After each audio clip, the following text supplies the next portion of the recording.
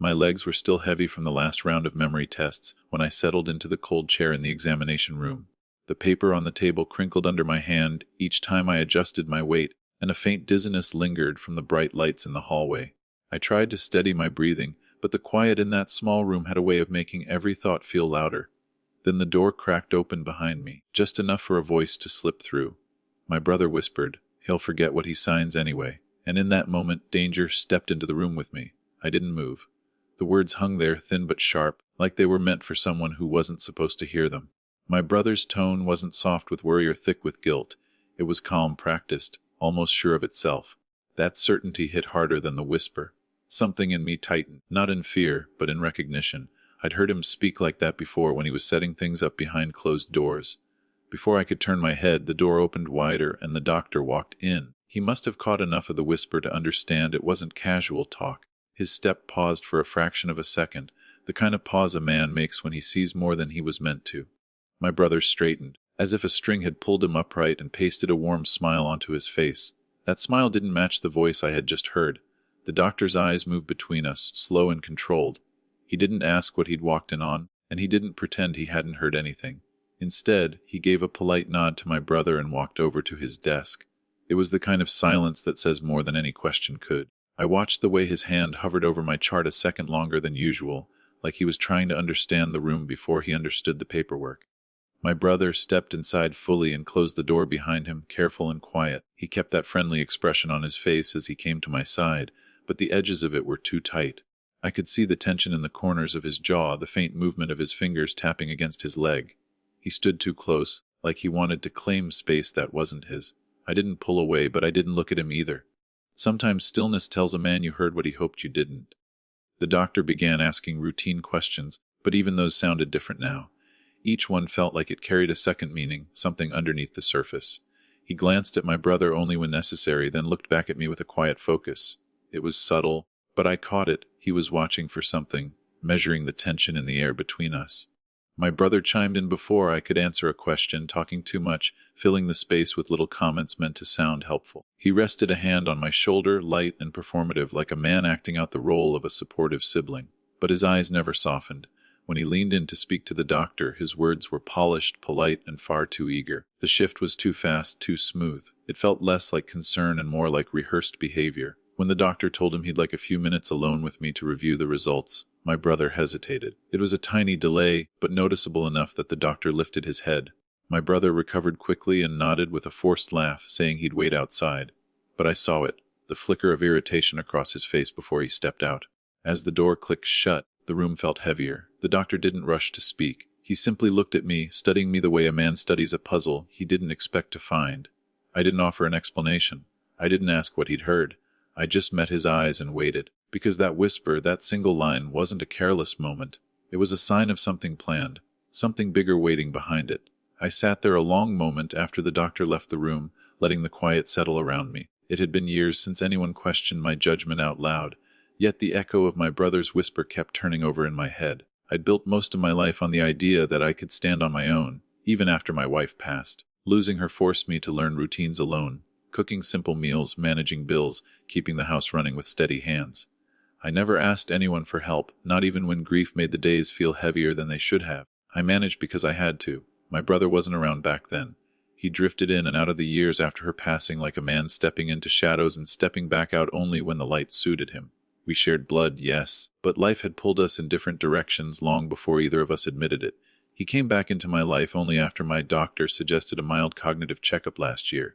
It wasn't a diagnosis, just routine caution. But the moment he heard the word memory, he appeared at my door with a look that resembled concern if you didn't look too closely. Old tension returned almost instantly.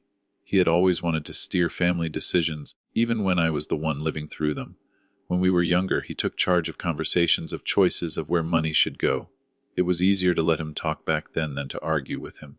Age doesn't change a man's instincts, it only sharpens them. Seeing him slip so easily into that role again, especially now, felt like watching an old habit he'd been waiting to use. He began asking questions that didn't sit right, not about how I was feeling or what the doctor had said, but about things that belonged to the private corners of my life: estate planning, home title details, medical directives. He approached them like tasks he had already started, not topics he wanted to understand. It wasn't natural curiosity, it was inventory. Every time he brought up paperwork, he framed it as making things easier later, but there was an impatience under his voice that didn't match the words. At first, I told myself he was trying to help, that maybe age had softened something in him. But he brought papers too often, asked too many times whether I had considered signing something to safeguard things. The more he pushed, the more I noticed that strange urgency building behind his calm tone. He wanted answers quickly, he wanted signatures before conversations. And whenever I slowed things down, his smile thinned around the edges. The doctor's reaction earlier kept replaying in my mind. That momentary pause, the way he looked at my brother, the quiet observation before he spoke. It wasn't alarm, it was recognition. As if he had seen this pattern before, maybe with other families, other rooms where someone hoped to benefit from another's decline. The doctor's silence hinted at something he didn't want to say in front of my brother. I leaned back in my chair, letting the weight of it all settle. I didn't want to believe my brother's sudden involvement came with strings attached. But years of living, losing, and rebuilding teach you when something doesn't feel right.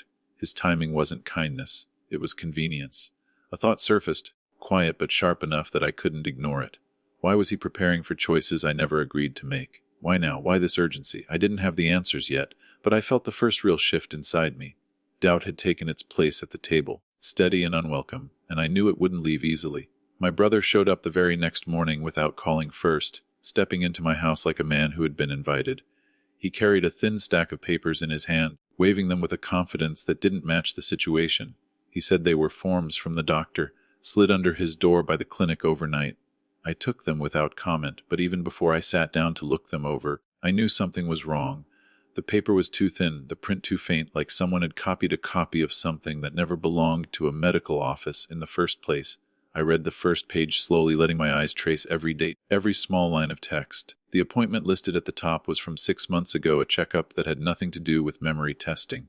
Another form referenced a consultation I had never attended. They were stitched together with uneven formatting and a tone that didn't sound like my doctor at all. When I looked up, my brother was standing too close, watching my reactions with a kind of tense patience, as if he expected me to sign everything right there at the table. He pointed to a line near the bottom and said it was a routine medical release, something that would help him stay informed.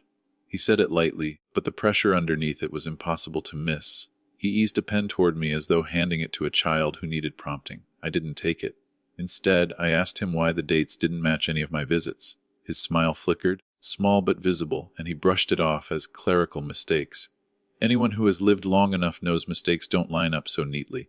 Later that afternoon, I found my mail already opened on the kitchen counter. It wasn't obvious at first. The envelopes weren't torn, just bent in subtle ways that only someone who had handled mail for decades could spot.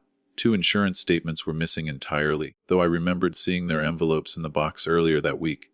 I called the company to request replacements, and the representative confirmed they had already been viewed online.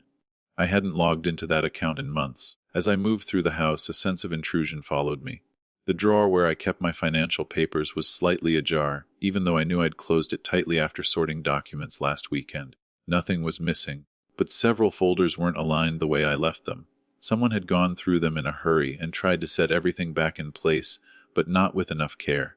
That was the first moment I felt my home shifting into something unfamiliar. I began checking each room more intentionally, turning small details over in my mind. When I opened a notepad by the phone, a loose sheet fell out. At first glance it looked like any other scrap, but the handwriting made me pause. It was my brother's rushed strokes, the same shape he used when writing grocery lists years ago. The note held only one line: signature, notary to immediate transfer. No explanation, no context, just a formula, written like a reminder to himself. I sat down in the quiet of the living room, the paper resting against my palm. My heart didn't race, my hands didn't shake. Age brings a certain clarity to moments like these. You stop reacting, and you start observing. Whatever he was doing, it wasn't random. It wasn't careless. It was building towards something. From that day on, I started keeping track of his visits, when he came, what he asked, how long he stayed. I didn't confront him.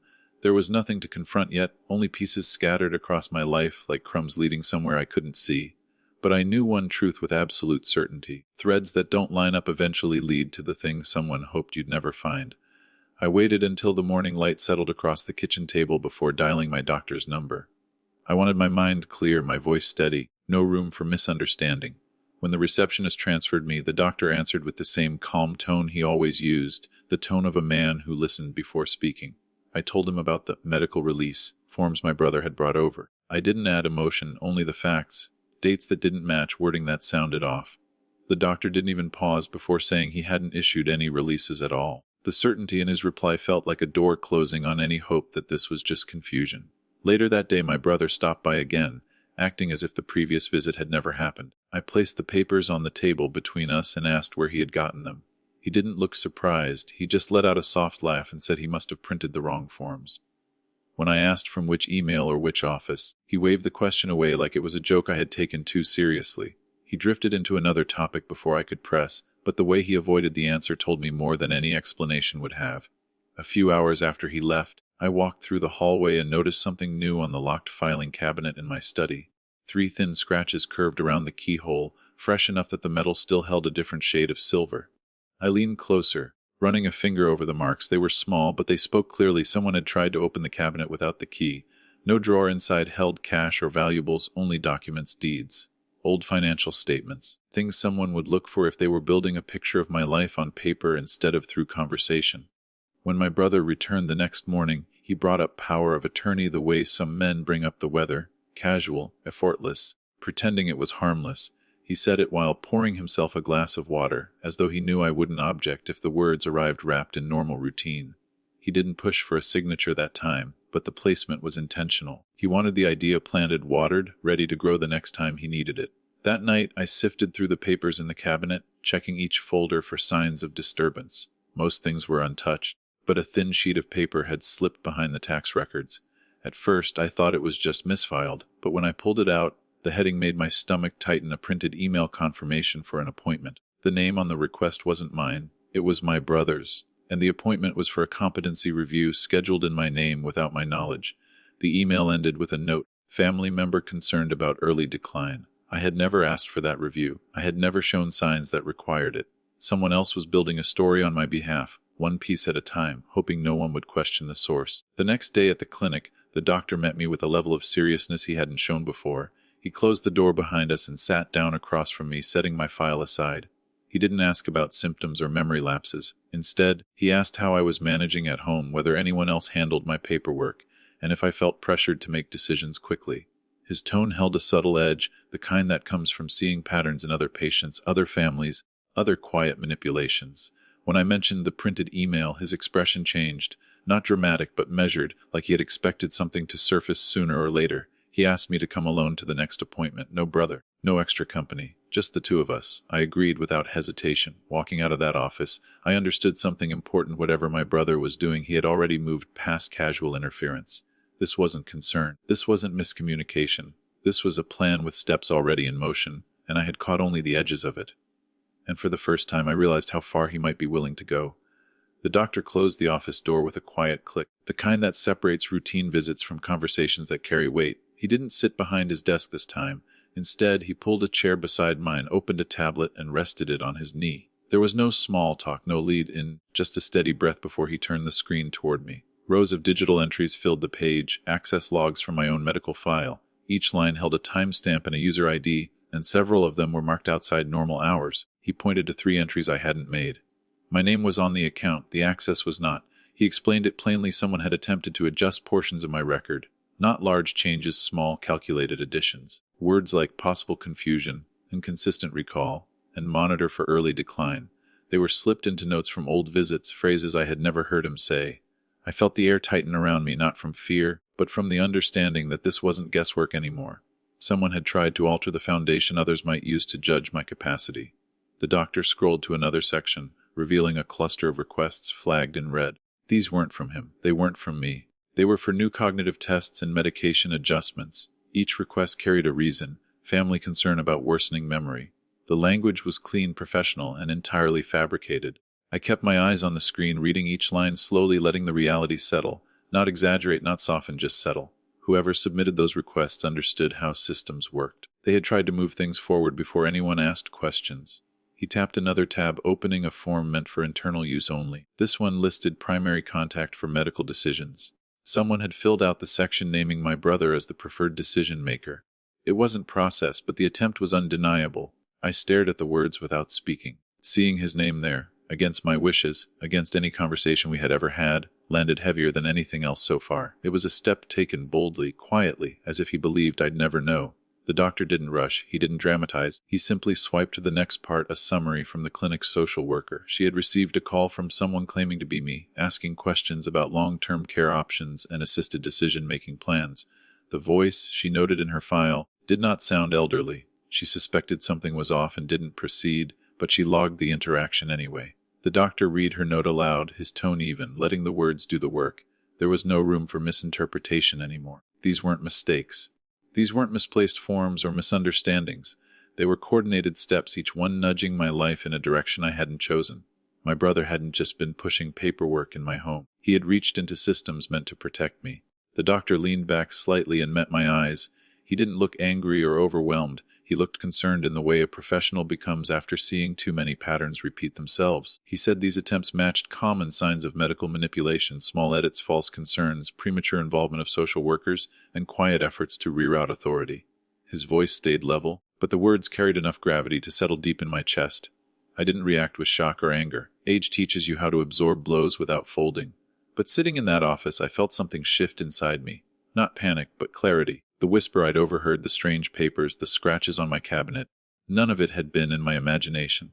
The truth wasn't drifting at the edges anymore. It had stepped out into plain view.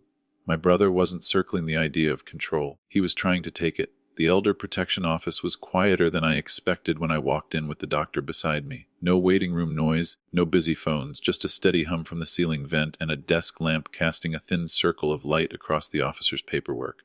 I set the folder of printed evidence on the table, each page stacked in the order the doctor had helped me organize. The officer didn't speak until he had read the first few lines. His eyes moved slowly, the way a man reads something he wishes he didn't recognize. By the time he reached the access logs, he nodded once, a small, heavy confirmation that told me this wasn't the first case he'd seen like mine. He asked the doctor a few questions, all short and factual. The doctor answered just as simply, explaining what was altered, what was requested, what was attempted. There was no judgment in his tone, only a professional steadiness that anchored the room.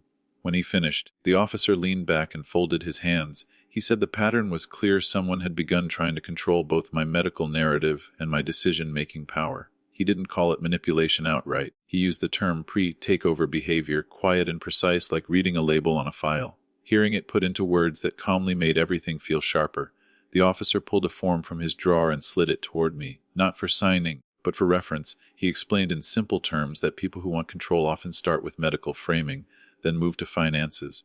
He pointed to the printed email confirming the false competency appointment. He pointed to the unauthorized file edits, then to the primary contact attempt. He said these 3 steps together were rarely accidental. They were part of a sequence he'd documented many times. And once someone crossed into altering medical files, the situation was considered high risk. He instructed me to secure my financial accounts immediately. No delay, no discussion. He told me to call each institution and request freezes on discretionary transfers and changes.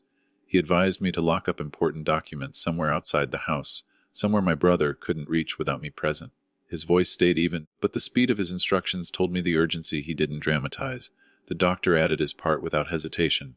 He said he would file a formal statement confirming my competence, clear, current, and medically verified. He explained it would be entered directly into my record so no altered note or fabricated request could override it. That document alone would prevent any outside attempt to question my decision-making without direct evaluation. It was a quiet shield, but a powerful one. The officer scanned another page in the folder and stopped at the scribbled note, "Signature, notary, immediate transfer." He studied the handwriting, then asked if I had seen any similar papers at home. I told him about the drawer, the scratches, the shifted folders. He didn't react outwardly, but he highlighted the clue in yellow and wrote a date beside it. He said there might already be financial activity happening without my knowledge. He didn't speculate, he simply flagged it as probable fraudulent intent, the closest he came to showing concern. Before we left, he gave one final instruction: do not alert my brother. No hint, no change in routine, no confrontation. He said that when people feel a plan slipping, they often accelerate. They push harder, press faster, try to close whatever they've started before someone intervenes.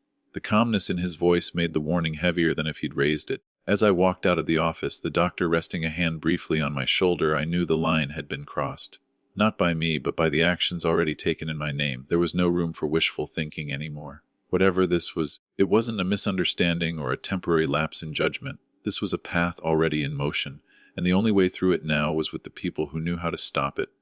The point of no return had come quietly, and I stepped into it without hesitation. When the officer called that morning, his voice carried the kind of certainty that leaves no room for hesitation. He told me it was time to move forward, and the next step was simple: invite my brother to a meeting at the clinic office. Nothing confrontational, nothing unusual, just a paperwork review. The word choice mattered. It had to sound like something my brother wanted, something he believed he had set in motion. I agreed, and when I hung up, the house felt heavier than it had the day before. Preparation has a way of filling the air even before the confrontation arrives. I called my brother an hour later, keeping my tone steady. I told him the doctor wanted us to meet to go over a few documents and confirm next steps. I didn't specify which documents or whose steps. I left the details vague, just enough to make it sound like progress on whatever he thought he was steering. He didn't question it. He said he'd be there. His voice carried an eagerness he didn't try to hide, like a man convinced he was close to finishing something he'd been planning quietly. When he arrived that afternoon, the shift in his behavior was immediate. He didn't bother with polite greetings. He went straight to asking if I had the house deed nearby, if I knew where my birth certificate was, if we should bring my identification, just in case. He asked about the keys to the filing cabinet as though he suddenly had a right to them. Each question was wrapped in casual tone, but the pressure underneath grew stronger with every request. I told him calmly that everything he needed would be addressed at the meeting. It was the only answer that kept his suspicion from rising. Before leaving, I gathered every piece of evidence into a single envelope. The printed emails, the altered medical notes, the list of unauthorized requests, and the doctor's formal statement of my competence. Holding that envelope felt like holding the truth itself. Not dramatic, not emotional, just solid proof of what had been happening in the shadows of my own life. I didn't add anything extra, just the papers that told the story better than any confrontation could. When we stepped out of the house, my brother walked with a purpose, carrying his own stack of forms he thought I needed to sign. He kept glancing at his watch, muttering about getting this done today. The urgency in his steps made the truth clearer than anything he'd said in weeks. Whatever he had planned, he believed he was close to securing it. He talked about timelines and notarization, about how these things need to be finalized sooner rather than later. He nearly said too much, then caught himself. But the slip was enough. At the clinic, officers had already taken quiet positions in the hallway. They didn't stand near us or draw attention. They blended into corners and doorways, making the space feel normal to anyone who didn't know what to look for. But I knew. Their presence wasn't loud, but it was steady, like invisible supports ready to hold the moment when it finally broke open. My brother walked ahead, excitement hidden poorly beneath his impatience. He kept reminding me that everything needed to be signed today, as though repeating it would make it true. His confidence had grown so large it almost seemed to blur his awareness of anything else around him. Or maybe he simply believed he had already won. As we approached the office door, I slowed my steps just enough to steady my breath, not to calm fear. There wasn't fear anymore. What I felt was a controlled anger, quiet and sharpened by everything the past weeks had revealed. Anger not because he wanted something from me, but because he believed he could take it without being seen. I placed a hand over the envelope inside my coat pocket, feeling the edges of the papers press against my palm. Evidence, truth, the weight of everything he thought I had overlooked. And then I walked into the moment I had been preparing for, ready, steady, and no longer in the dark. The door closed behind us with a soft thud, and my brother stepped forward like a man ready to claim something he believed already belonged to him. He didn't notice the arrangement of chairs, or the screen already glowing on the wall, or the three people seated quietly around the small conference table. He only noticed the stack of forms he expected me to sign. When he turned toward me with that practiced smile, the doctor cleared his throat, not loud, just enough to shift the air in the room. My brother's expression faltered for the first time. The doctor gestured for us to sit. My brother took the chair closest to the screen, eager to begin what he thought was a simple signing. I sat beside him, envelope in my lap, waiting. The officer and the clinic social worker remained silent, watching him with steady, unreadable eyes. The doctor touched a button on the tablet, and the first set of medical files appeared on the screen. Lines of altered text glowed in the dim room, marked in yellow, each change carefully highlighted. My brother frowned, leaning in as if he didn't understand what he was seeing. These edits were made using your login information, the doctor said calmly, and not during office hours. My brother's face tightened. He laughed lightly, the kind of laugh a man uses when he thinks he can smooth over anything. He said he didn't know how the system worked, that maybe someone else accessed it, that maybe I had forgotten discussing these notes with him. He raised his eyebrows toward me as though hoping I'd confirm his version. I didn't speak. I didn't move. I simply looked at the screen and let the silence build around him.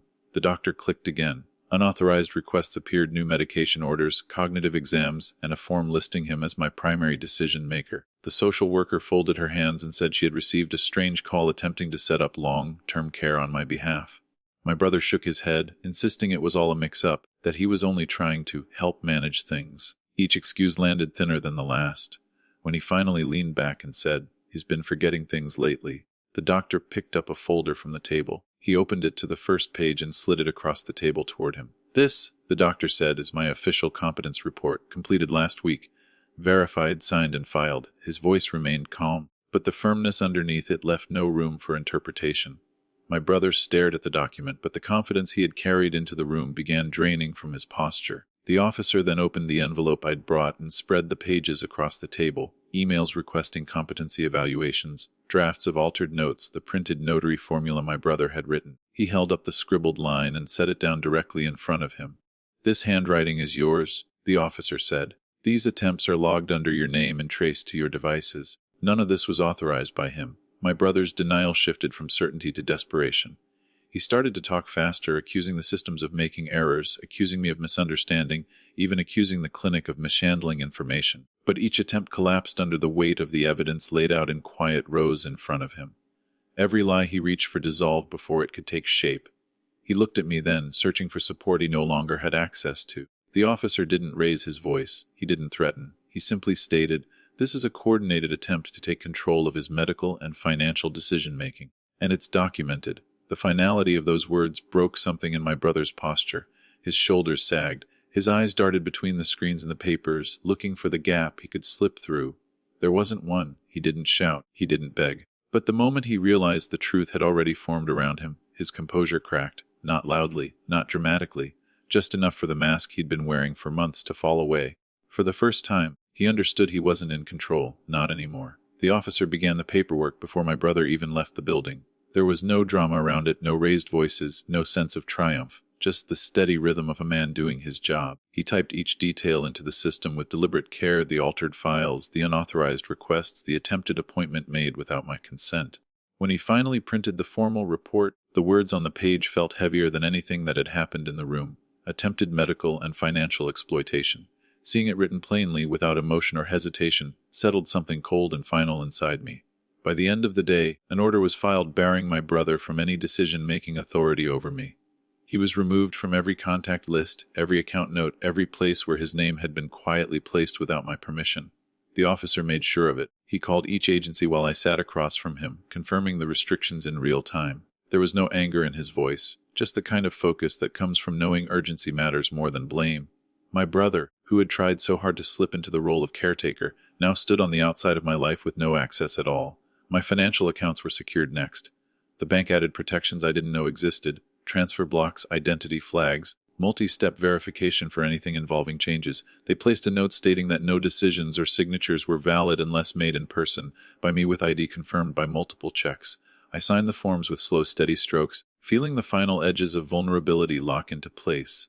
The officer explained each safeguard without embellishment, walking me through them like a man, ensuring every door was shut before leaving a house in the night. The doctor updated my medical file as well. He added a permanent note documenting the attempted alterations and confirming that no changes should be accepted unless verified with him directly. He didn't speak like a man angry about being deceived. He spoke like someone who had seen this before and knew how close I had come to losing control over my own health. His calm reassurance carried more weight than sympathy would have. I didn't need comfort. I needed clarity, and he gave it to me. Word traveled through my family faster than I expected. A cousin called, her voice strained with confusion, asking if the rumors were true. Another relative sent a brief message, not concern, not support, just disbelief that a brother could do such a thing. Most said nothing. Silence spread through the family like a quiet fog, each person waiting for someone else to speak first. No one wanted to take a side. No one wanted to look at the situation too closely. It's easier to pretend something unimaginable could never happen than to face the fact that it almost did. In the days that followed, the house felt different when I walked through it. Not safer, not warmer, just quieter. The kind of quiet that makes you aware of what was almost taken from you. I didn't feel anger toward my brother. That emotion burns too fast, disappears too quickly. What settled instead was something heavier, the understanding that betrayal from family leaves a different kind of wound. It doesn't break you loudly. It settles into you like weight you must learn to carry. I didn't crumble under it. Age teaches you how to hold pain without letting it take over. But it did change the shape of the house, the shape of memory, the shape of trust. There's no way around that. When the officer called to confirm the case was officially logged and protections were in place, I thanked him quietly. Not because justice felt victorious, it didn't, but because it had arrived before anything irreversible happened. That was enough. It had cost something, yes, a piece of history, a piece of family, a piece of the man I thought my brother was. But I was still here, I still had my life, my mind, my autonomy. And sometimes justice doesn't feel like relief. Sometimes it feels like the steady, painful truth that lets you move forward one careful step at a time. I rebuilt my routines slowly, not out of weakness but out of intention. I changed where I kept my documents, organized everything in clear folders, and placed them where only I could reach. I set reminders for bills and medical appointments, double-checking each step so nothing slipped past me again. I learned the value of keeping a quiet watch over the parts of my life that once felt too ordinary to guard. It wasn't fear guiding me, it was awareness. Age sharpens your understanding of how easily trust can become an opening for someone else's plans. In the quiet of the evenings, I found myself thinking about how betrayal doesn't come from strangers most of the time. It comes from people who already know where the doors are. People who understand your habits, your vulnerabilities, the way you move through your day. My brother didn't need force to get close. Family ties had already given him a seat inside my life. Seeing that truth clearly didn't make me bitter. It just made me honest about the world I was living in now. Some lessons come late in life, but they arrive with clarity. Trust slowly. Verify everything. Don't sign anything you don't fully understand.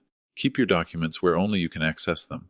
And don't let anyone rush you into decisions. Pressure is its own warning sign. These aren't lessons born from fear. They're lessons carved from experience, the kind you pass on not with emotion but with steady conviction. There was an irony I couldn't ignore.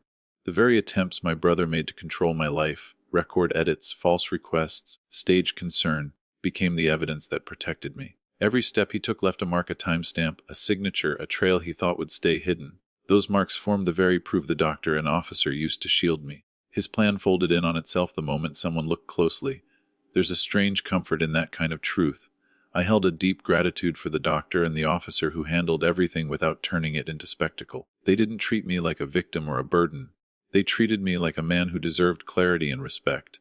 Their quiet professionalism protected my dignity in a moment where it could have easily been stripped away. That kind of help stays with you long after the paperwork is done. There was peace in knowing I acted before anything irreversible happened. My brother had built a path that was supposed to lead me out of my own life, one signature at a time. But I caught the thread early enough to pull it apart. I didn't escape by luck. I escaped by paying attention to the details that didn't fit. That knowledge gave me back a sense of control I didn't realize I'd been losing. In the end, age teaches you that the world doesn't always move with your best interests in mind. You learn that protecting yourself isn't selfish. It's necessary. You learn that dignity must be guarded with the same care you give to your health and your home. And you learn that vigilance isn't paranoia when the threat is real. I don't dwell on the betrayal. I don't rewrite it into something softer.